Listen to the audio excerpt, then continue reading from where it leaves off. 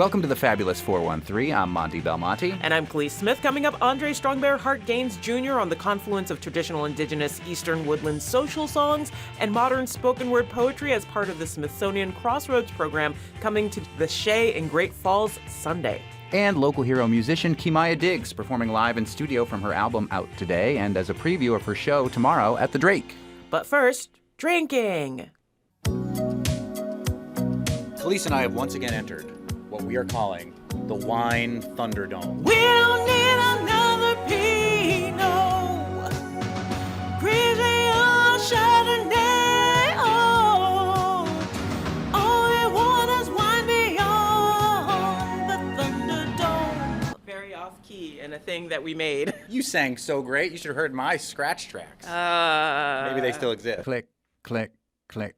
We don't need another Pinot. Yes. 2 wines enter, 1 wine leaves. 2 men enter, 1 man leaves. We will taste 2 wines and decide which ones we like better. And we're really lucky today to be tasting with the folks from Provisions, who you can taste with later today at the NEPM Wine and Food Lovers Weekend, which begins with a tasting at MGM this evening. And there's a huge fancy dinner that's virtually sold out, or maybe even sold out by now, on Saturday. But Provisions is providing the wine. What's your name? Benson.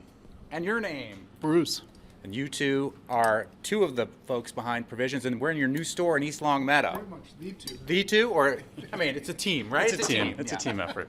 And we're in your new East Longmeadow store. Residential, not East Longmeadow? Straight up Longmeadow. Okay. I didn't even know there was a regular old Longmeadow. Yeah, I didn't either until we moved here. But there we have it. It's like you're driving through a neighborhood, and then all of a sudden there's this beautiful little plaza, and your new store. How long have you been open here? 3 months?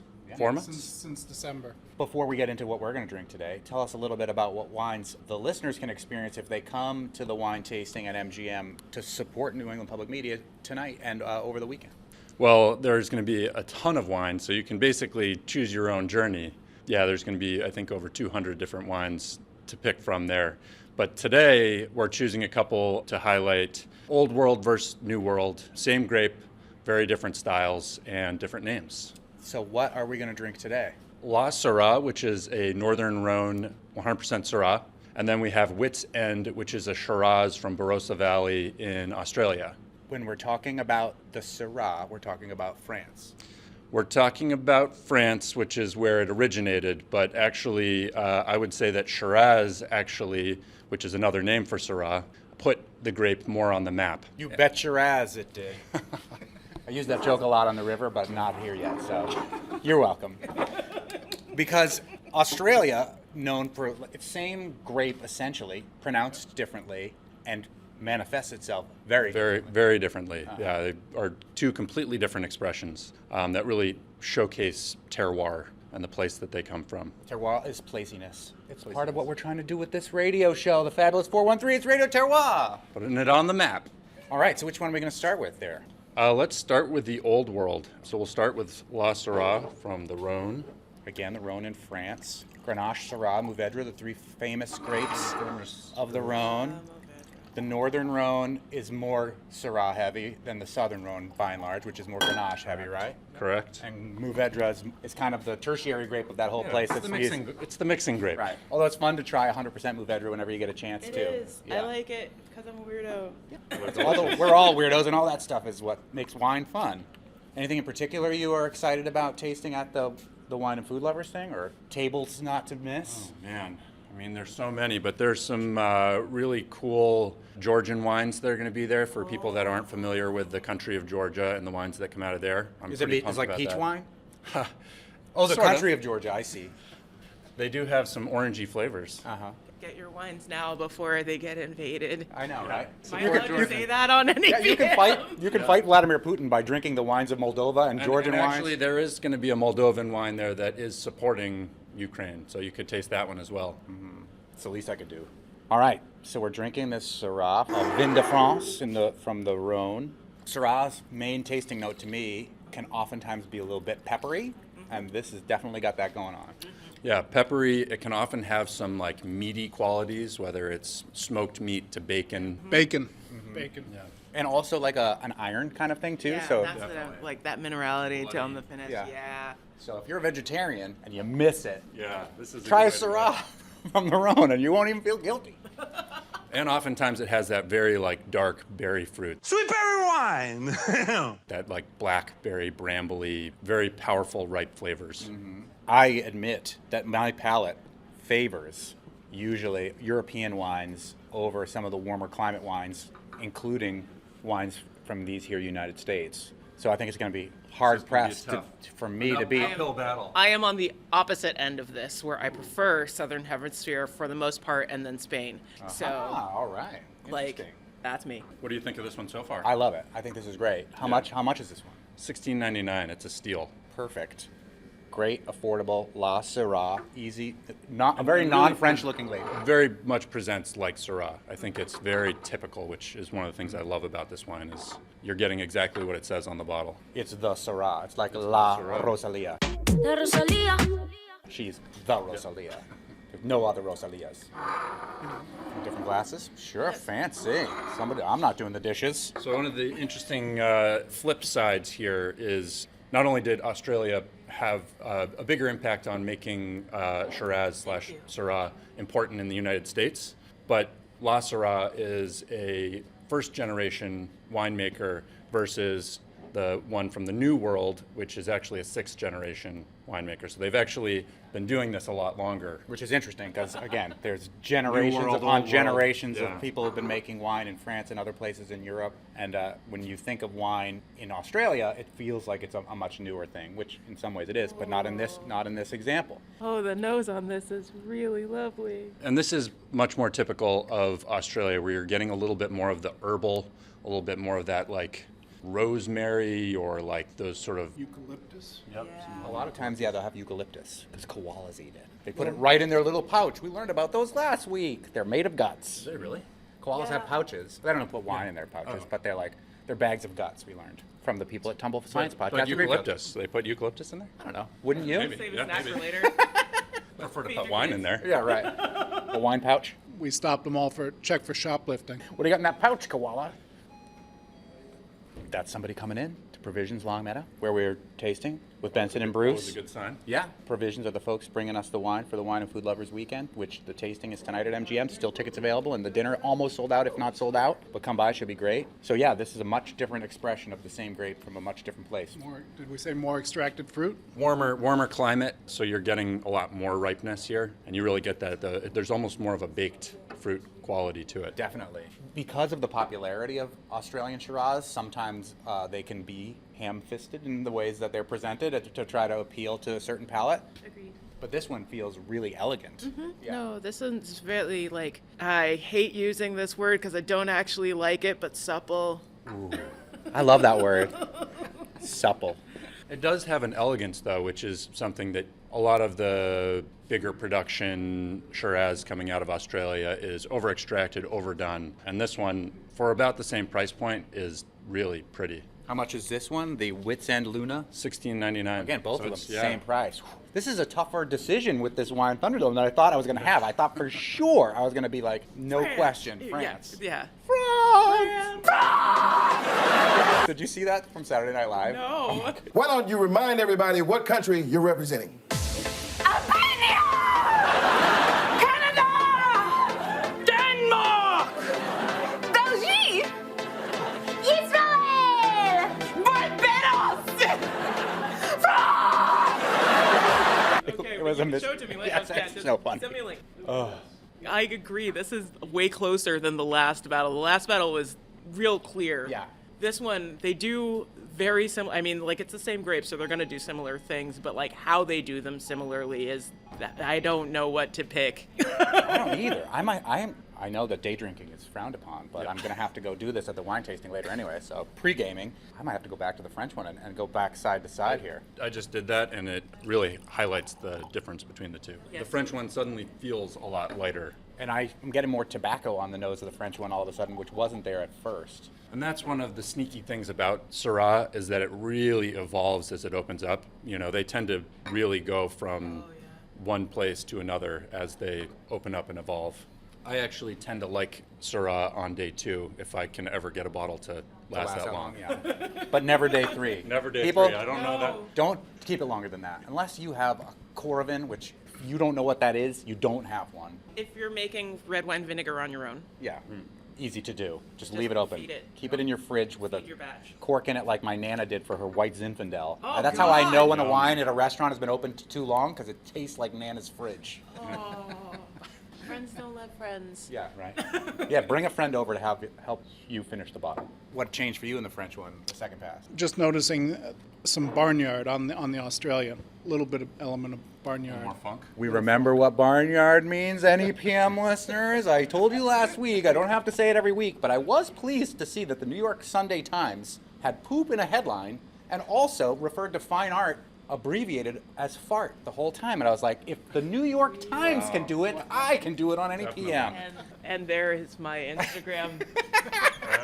Yeah, I feel like you do it. I'm the just gift for that me. keeps on giving when it comes to It's like I don't have poop. to choose which clip I use. Yeah. All right, so now is the time where the Wine Thunderdome comes to a head. 2 men enter, 1 man leaves. Benson and Bruce from Provisions, new Longmeadow store, the folks that are providing the wine for the NEPM Wine and Food Lovers Weekend, the tasting today. Who wants to vote first for which their favorite? The French Syrah from La Syrah in the Rhône, Vin de France, or the Wits End Luna Shiraz from McLaren Vale, Australia. I think I would have to go Old World. Benson goes with the French. Unless I'm having barbecue. Right, that's a whole different story. It's perfect for that. Bruce from Provisions. I'm going to go Old World, La Syrah. Khalees, I like the New World. you knew you were going to. I knew I was going to. So I this- like the French too. Like they're really, really close, but like there's something again, like on second pass about how it drops that I really appreciate. I'm making my final decision. Ooh. If they tie, do we come back to? We're not going to tie. You're going to pick Old World. I am going to pick Old World. See, I know. I knew when we got here. I mean, I knew too. Although I will say, it was such a tough decision. If I'm going to have a barbecue, a bunch of people coming over, that Australian one is going to be perfect. But if it's just me, some elegant food Sitting and down with a cheeses, whole bottle. yeah, it's going to be that French one, the La Syrah. Both $16.99, both available at Provisions. Both pretty great. At here in Longmeadow, at your original Northampton location, and or the one in Amherst. Amherst as well. Correct? Yeah, you're And rocking. you can get cheese to go along with it at any of them. Yeah, And you got- actually, these are both really amazing wines with cheese. yeah, I can definitely tell that. And we can. Are you going to be there tasting with us tonight at MGM? I will. Look for the tallest dudes there in the Provision Wearing a sweatshirt. Provision sweatshirt, yeah. And I'll Can't be miss me. I'll be the tiny lollipop guild representative that's kicking at their heels. I'm volunteering. I don't get to drink until it's over. What? That's not fair. I mean, I'm assuming that's how it works. Let's see who I can talk to.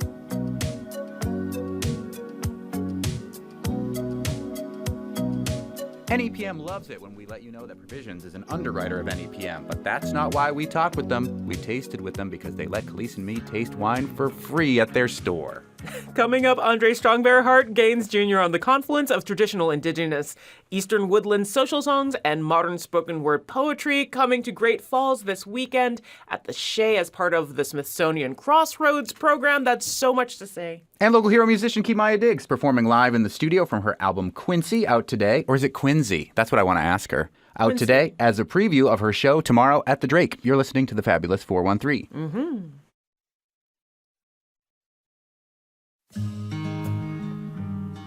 This Sunday afternoon at the Shea Theater in Great Falls. Full disclosure, I'm president of the board of the community-owned theater, a volunteer job that I make $0 from, but I love to support. Deepening the Power of Place, a Smithsonian Crossroads closing event with Erica Wheeler, whose music we're listening to right now, and Andre Strongbearheart Gaines Jr., who joins us in the studio. The program, social songs and spoken word poetry, the confluence of traditional Eastern woodland social songs and modern spoken word poetry, composed and performed by Nipmuc tribe citizens Andre Strongbearheart Gaines Jr. and his nephews, will explore the common themes that connect 10,000-year-old traditional indigenous social songs with modern-day spoken word poetry. Andre, thanks for coming to the studio today. Akoni tuisionk. What does that mean? It's like a greeting and just how you doing. Awesome. In which language? That is in Nipmuc language. You know, Algonquin is our language, but Nipmuc is our dialect. Aha, okay, so that's great. Algonquin's the language, Nipmuc is the dialect. Yeah. And you are part of the Nipmuc people that have populated this part of the world for thousands of years. Nikis, yes, that means yes. And in fact, it was illegal to even speak our language until 1978. So I always, whenever I have the opportunity, am more than happy to. I love to hear it. Especially, I love when languages find a way to learn how to thrive again. Yes.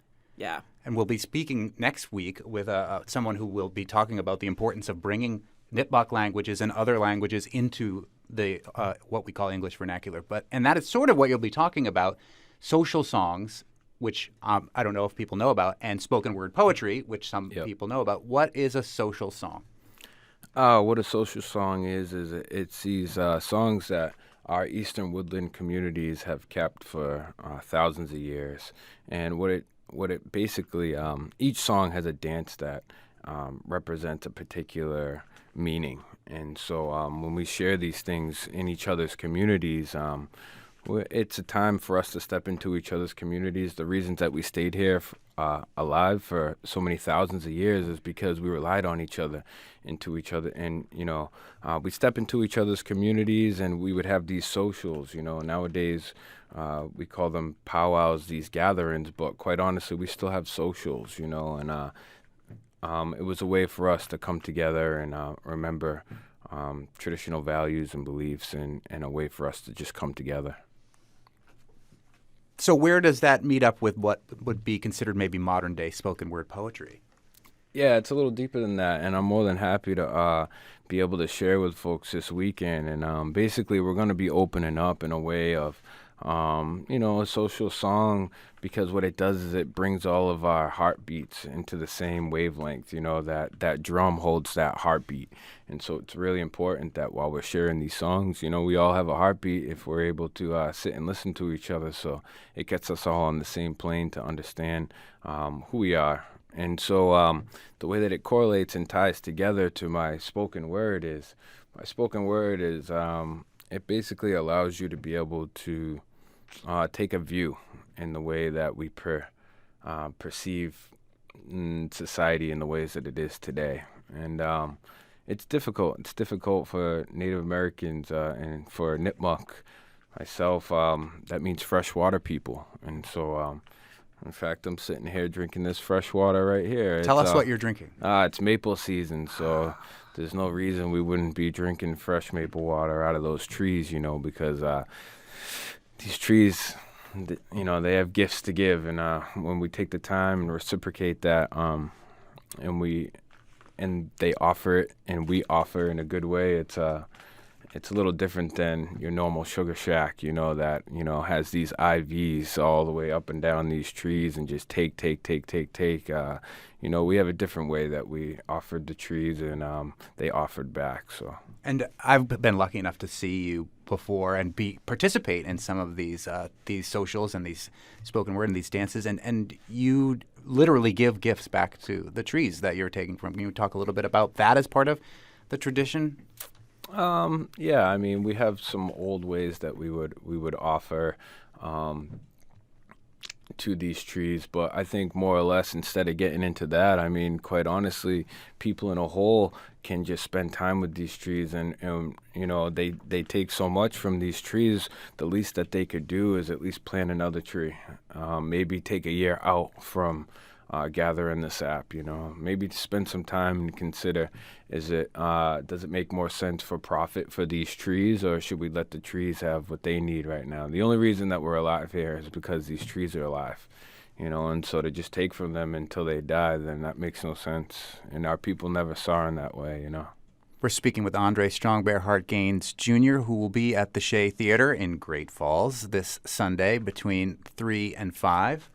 Clearly, there's an ongoing relationship with your peoples and the land, and seasonal at that. What's happening now in the things that you're making and the things that you're encountering? Yeah, absolutely. Me and my family, we started a nonprofit called No Loose Braids, and what that does is it focuses on cultural revitalization and preservation. through many different avenues, through land stewardship, through making sure that we are able to access and have food sovereignty.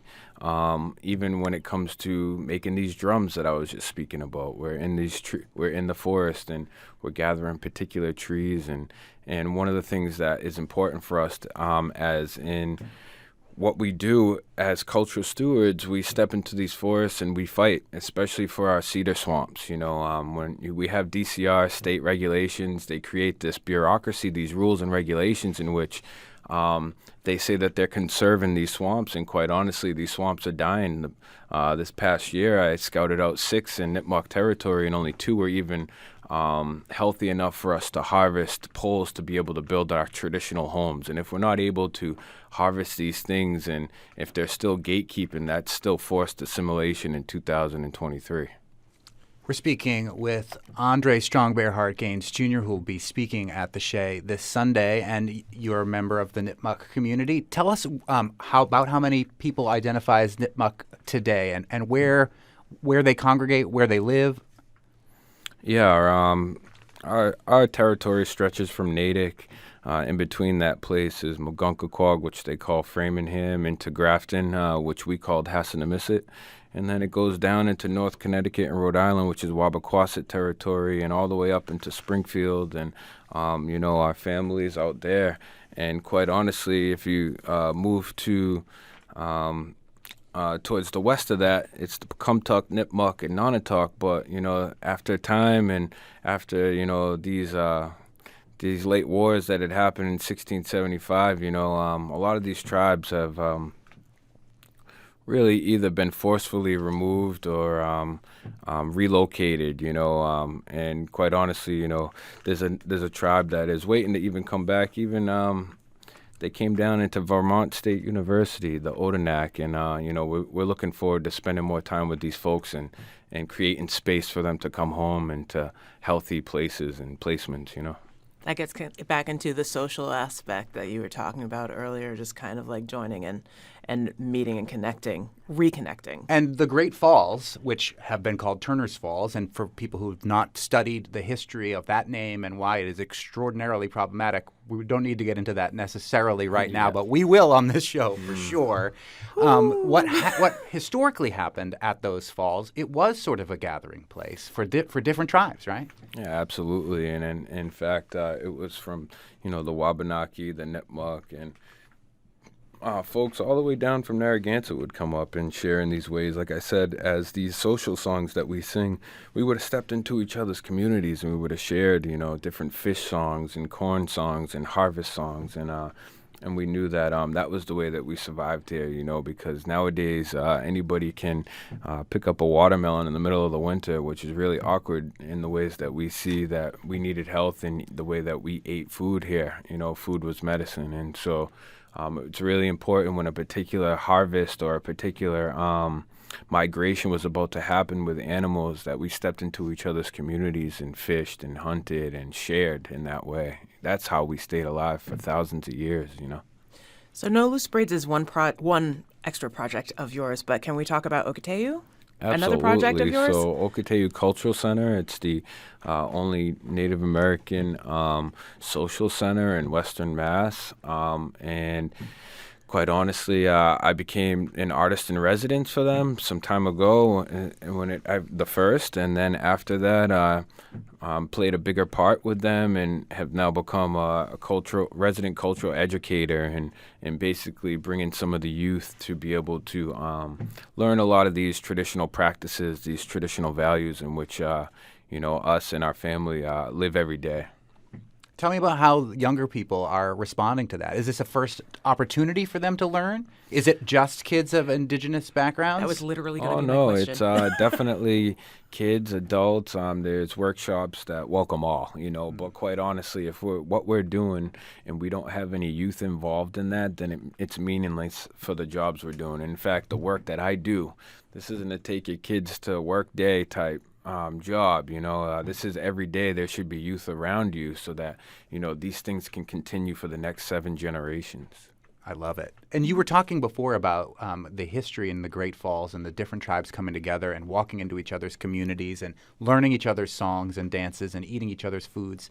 Do you still think that in our contemporary society today, is that the best way for non-Native people like me to engage with Native communities and to engage with any communities other than the one that you may be the most familiar with? Oh, that's a great question, too, especially, a lot of times we have a lot of people who want to do things for natives or connect with them in ways, and what they do is they start creating their own, I don't know if I want to call it like a workshop, or they want to create their own type gathering, right? When actually there's a lot of ways that they can contact us. There's a Commissioner of Indian Affairs that they can find out who we are, where we are. Rhonda Anderson? Rhonda Anderson. Another part of the Okatee community as well? Absolutely. And so there's lots of ways that people can definitely contact us and figure out what we're doing and how to ally with that. Because a lot of times people think like they have the savior mentality, like they need to save us in ways and things that, think about it. We've made it through 400 years of colonization. We don't now need folks to save us. We need people to ally with us and help us do the work that we're doing. Which ultimately is work that will benefit the next 7 generations. Absolutely. Everybody. Of everybody, no matter what background you're Being from people brought here 400 years ago without, permission. Right. Deepening the Power of Place is happening this Sunday, March 12th at 3 p.m., exploring our cultural crossroads through story, song, and spoken word. Crossroads closing event with singer-songwriter Erica Wheeler and our guest, Andre Strongbearheart Gaines Jr. Crossroads Change in Rural America is on view at the Great Falls Discovery Center on Avenue A, only until next Sunday. The exhibition is part of Museums on Main Street, a collaboration between the Smithsonian Institution and Mass Humanities, amongst other groups, including New England Public Media. Thank you so much for coming. This Absolutely. was enlightening and wonderful. Absolutely. I'll be there on Sunday afternoon as well. Coming up, Kimaya Diggs performing live in studio from her album Quincy, out today, and as a preview of her sold-out show tomorrow at the Drake. You're listening to the Fabulous 413.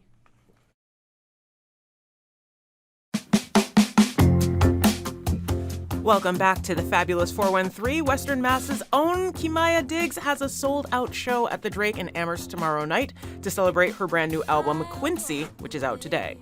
Her songs mix soul, storytelling, and the singer-songwriter tradition. Quincy is a joyful expression of surviving several years of grief, and joining us in the studio is Kimaya Diggs. Welcome to the Fabulous 413. Hi, thanks for having me. Hi. It's a pleasure. Of course. So the new album is out today. Quincy. Introduce us to who Quincy is. Quincy was my last dog. He was a retired racing dog who came to us 45 days off the track. And we got him a few days before we tracked the first songs from the album, and he died right before we finished the album. So I wanted to name it after him because both the album and his time with us kind of coincided. This album is connected with a lot of grief, not just of Quincy, but of your mom passing of cancer and a couple of other points thereof. Was this more of a processing album for you, just a way to get and deal with that grief? To some extent, it definitely was a processing album. My mom was a dancer, and she always said, why do you have so many sad, slow songs at your shows? Like, I want to get up and dance. So when I got into writing these songs that were processing her illness at the time, I was very conscious of the idea, okay, I can write a sad album, but it can be danceable. It can still feel like road trip music or something you'd listen to in the summer. But there's definitely a lot of processing going on throughout the entire process. Do we think we should hear something from the album? Yeah, sure. Do you want to introduce our stunning guitar player? Yeah, I'm here with my partner, Jacob Razaza, who co-produced the album with me. Hello. Hello. Jacob, you come sit over here. Come sit over here. I can mic you while we're doing this. Yeah. This is live radio, people. We love it. Amazing. Yeah, so this song that we can play Bloom. This is one of my favorites. This one was one of my mom's favorites as well. We used to plant flower bulbs every November for her birthday. And I always was like, why are we planting seeds in the winter? It doesn't feel like the right time to be creating a garden. But it's the winter that makes the blooms able to come up and flower when they do. And it's almost bulb season. We're going to be seeing the crocuses soon, so I thought we'd do Bloom today.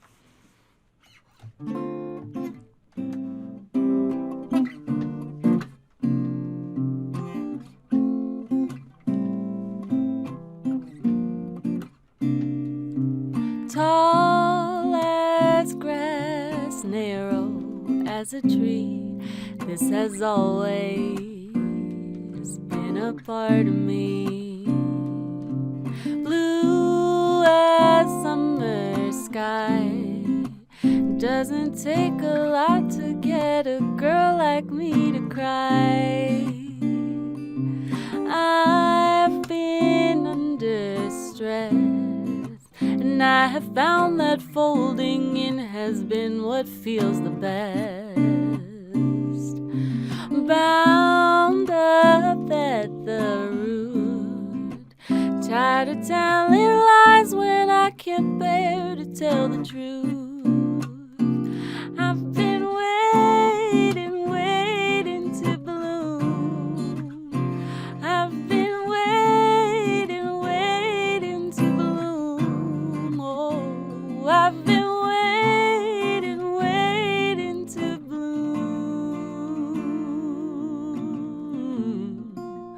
Waiting to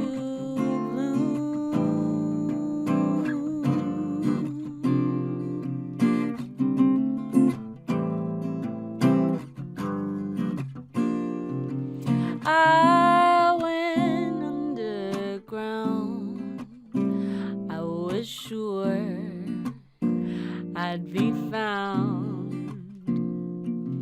dried out as the dust, desiccated from the energy it takes to trust. I've been waiting to bloom. I've been waiting to bloom. Oh, I've been waiting to bloom.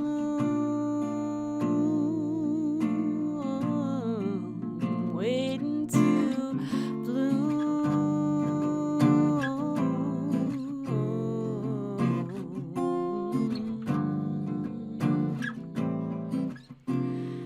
At night, my voice rises up like water. Oh, that's how I know it's time to grow. I've been underground. You thought that you had buried me. You couldn't hear me make a sound. I've been spreading roots, and though I can't yet see the sun, I can hear her saying, come. I've been waiting to bloom. I've been waiting to bloom. Oh, I've been waiting to bloom. Waiting to bloom. Ba-da-da-dum. Ba-da-da-da-da-da-da-da-da-da-da. Ba-da-da-dum. Thank you. Kimaya Diggs and Jacob Rosaza playing live in the studio here in the fabulous 413. Sold out show at the Drake in Amherst tomorrow. So the good news is that your new album, Quincy, is available for purchase right now. So you could listen to Kimaya Diggs whenever you would like. Yes. And you'll be able to listen to more from them because you can't go to the show if you don't already have tickets coming up in just a little bit. But is it true that this is the only hometown show you're going to do in the spring/summer of 2023? It is. What? It is. Why? It is. I know. I'm going to be playing in Greenfield in September at 10 Forward, which I'm okay. excited. That's a little ways away. We had them on the show. Yeah, we talked to Ange. Oh, I love them. Right. Nice, beautiful I'm venue. going to see Alex on this weekend. Well, Alex actually printed a bunch of my merch, the tote bags, the T-shirts. So it's been really fun to collaborate with different locals on this launch. Another way to support Kimaya Diggs, because you can't go to the show if you don't already have tickets. But you should get the album because that's another. Well, nope, I can't say that. I pretend I didn't. Kimaya, we were talking about grief and wrestling with grief and the passing of your dog, Quincy, and the passing of your mom. You wrote a song that benefited the Cancer Connection in Northampton, which is an organization that I've been involved with for well over a decade now. Talk about why you did that and what the Cancer Connection meant to your mom throughout that part of her life. Yeah, during my mom's illness, which lasted for 12 years, she was very private about her health, and that's the way that she wanted it, but it also meant that she couldn't get a lot of peer support while she was going through her treatments. And for years, I was encouraging her to sign up for Cancer Connection to just be able to have some support. And towards the end of her life, she ended up joining a support group that I think was helpful to her, but also not a lot of people are aware of the fact that Cancer Connection also offers support services for the family members of someone who is experiencing a cancer diagnosis and treatment. And so Cancer Connection was really helpful to our family overall. And I just think that what they do is so wonderful. And when I had the opportunity to record a song that could benefit any nonprofit, it was a no-brainer to go for them. And Cancer Connection is based in Northampton. If you're not familiar with it, they offer all these services for free because of generous support of people like Kimaya doing things like this and supporting the work that they do. And it really does strengthen the idea that it treats a person with cancer as a whole human being and reminds them of their humanity and remembers the fact that it's really hard to care for somebody with cancer as a family member. So it's really an amazing organization. We're going to skip back to your album for a bit. Sure. And just let's talk about the difference between and sound and like tone between this album, Quincy, and your previous album, Breastfed. Like, are there shifts that you noticed in your own work happening to you? Yeah, definitely. First and foremost, when I recorded Breastfed, my first album, I was dealing with a vocal injury, and I had some corrective surgery and a lot of speech therapy, like 150 sessions of speech therapy, to regain my voice. So it was very, very, very exciting to jump into the recording process for Quincy and just be able to do literally whatever I wanted with my voice. So I'm really proud of the vocals on the album, and the songs are definitely centered really around just exploring and enjoying my voice. I also think that I was able to come into my own a little bit more as a producer. The first album, Jacob and I also co-produced, and this time we also brought in my brother-in-law, Jacob's brother, Caleb Rozaza, to also help produce some of these songs. And I just felt like I was going into it with a stronger vision, a lot more know-how as far as, how making an album works from start to finish. And it was a very empowering experience. And yeah, I'm just super excited with how it's turned out. Yay. Well, coming up more with Western Mass's own Kimaya Diggs, who has a sold-out show at the Drake in Amherst tomorrow night to celebrate the brand new album Quincy, which is out today. You're listening to The Fabulous 413 on NEPM.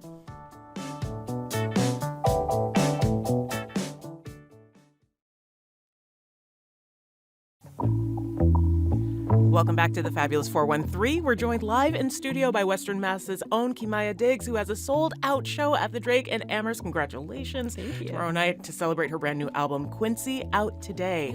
Seems like we should maybe hear another song from that album. Sure, let's do it. This one is called If You Love Me.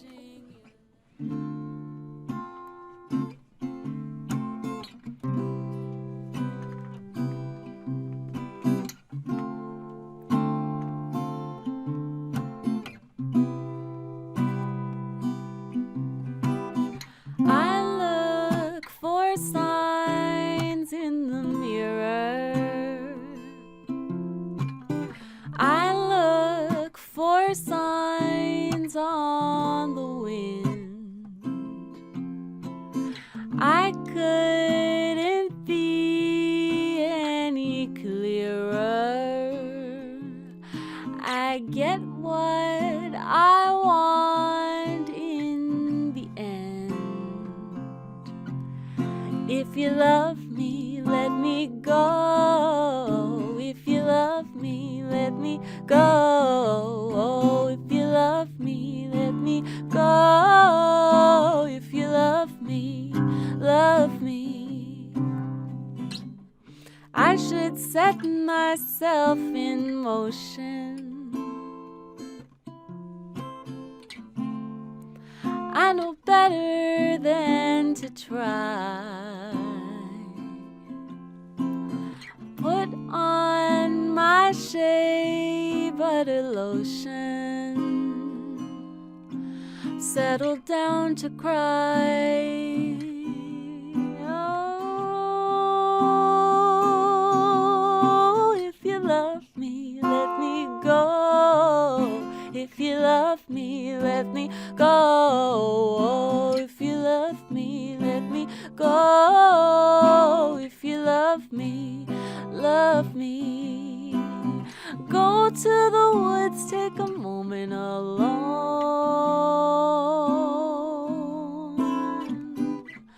Get lost, but I forgot my phone.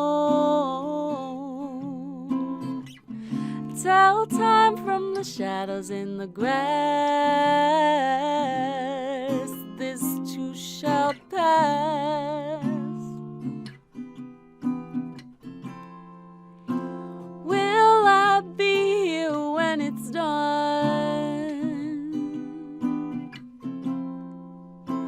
Where will I be when it's done?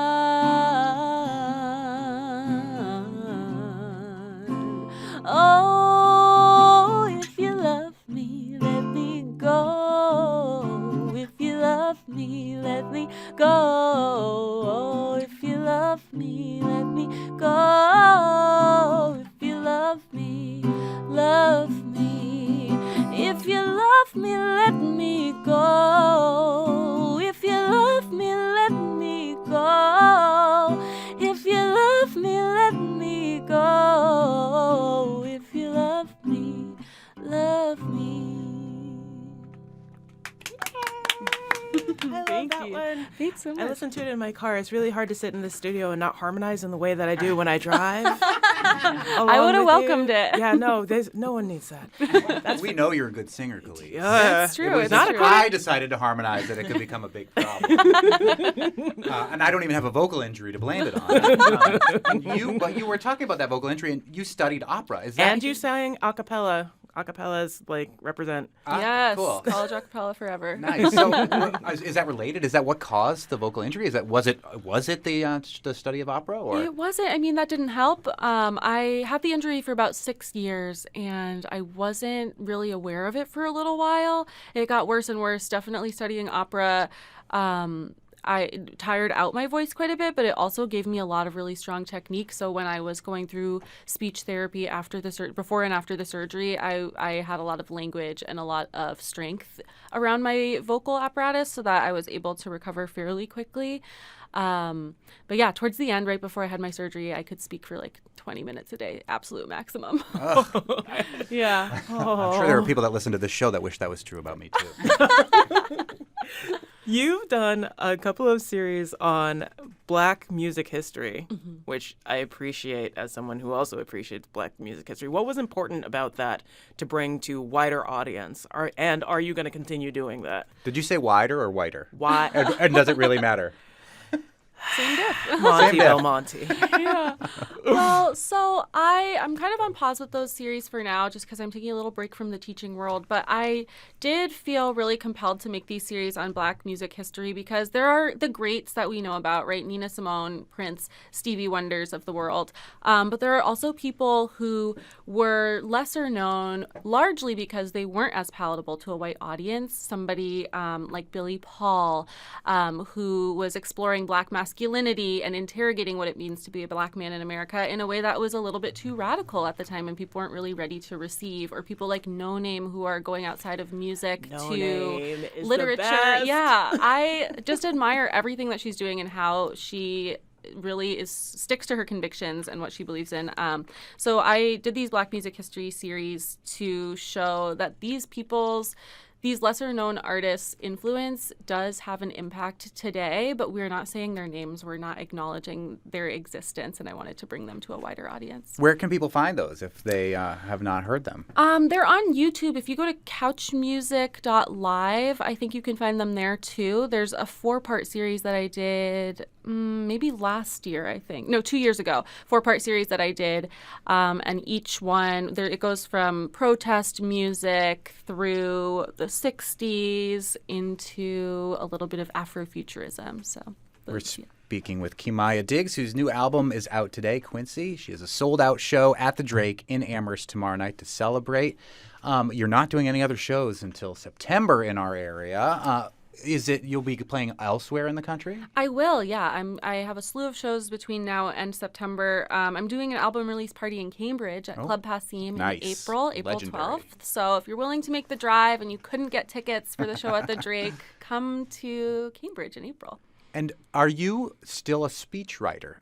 I am. That's my day job. I think that's amazing. I didn't know that there were people locally who could have a job. I have to live in Washington, D.C. Yeah, well, the company I work for is based in D.C., and I work remotely, and I love working remotely. Are you allowed to talk about who you have written speeches for? I'm not allowed to say who I've written speeches for, but I will say I write mostly for tech companies. Okay. Yeah. So I'm not doing like the fun political speeches. Some of the people I work with are doing that, but not me. Is there a speech that you think we have all probably heard that you know you wrote?